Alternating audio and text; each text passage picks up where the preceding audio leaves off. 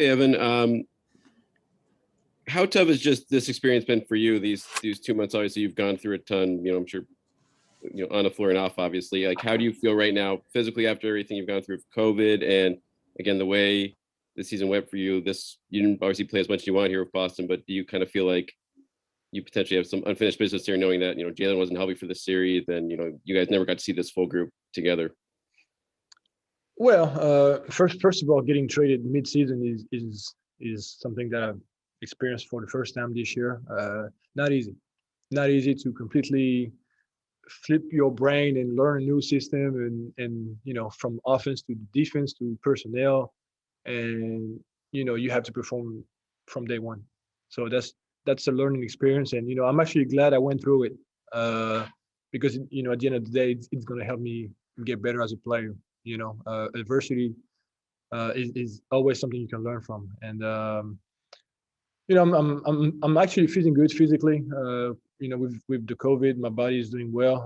My mind is doing a whole lot better. I still have moments. I still have moments where I'm kind of a little bit lost, kind of struggle to focus. But I'm gonna get my second shot soon, and hopefully it can just go away. But yep, that's about it. Jared Weiss. Evan, this team was really struggling before you got to Boston, and you saw them. You guys went on a huge run in April, and then struggled after that point. So you've kind of seen the highs and lows of this team. What do you think went wrong, and what did you see that you think you can build on that will make things go better next season? Well, it's hard for me to answer because I wasn't there from day one, and I can only speak from looking in from the outside. When I was with the Magic. So I really believe that when injuries hit you and COVID hits you, and you start your season with a different rotation and different players just playing, and it kind of messes with the balance of the team. I've always looked at the Celtics as a extremely hard playing team with a lot of togetherness. And I don't know, maybe this year things was a little bit different, and I honestly cannot tell you why, because again, I wasn't a part of the group.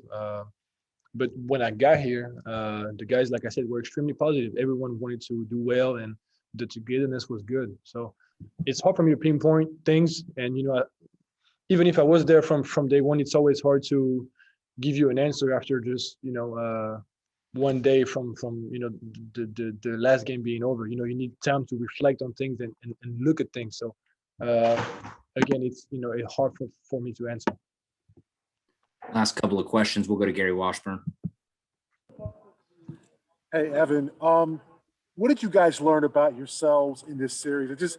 Brooklyn's a juggernaut, and that foul against Harden, where he looked like he pushed off on you and they challenged it. That's the type of calls they're getting, and it seems like things go their way. Is it making it even more difficult to compete? And how far is this team from getting to that level where you can compete with the elite in the conference? Well, first of all, we had 3 starters down. I mean, that's huge.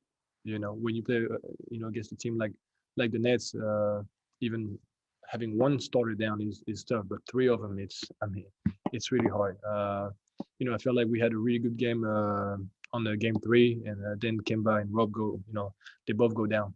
So it hurts us a lot. So I really would have loved to have a healthy team to compete against them during the playoffs, but I guess we will never know.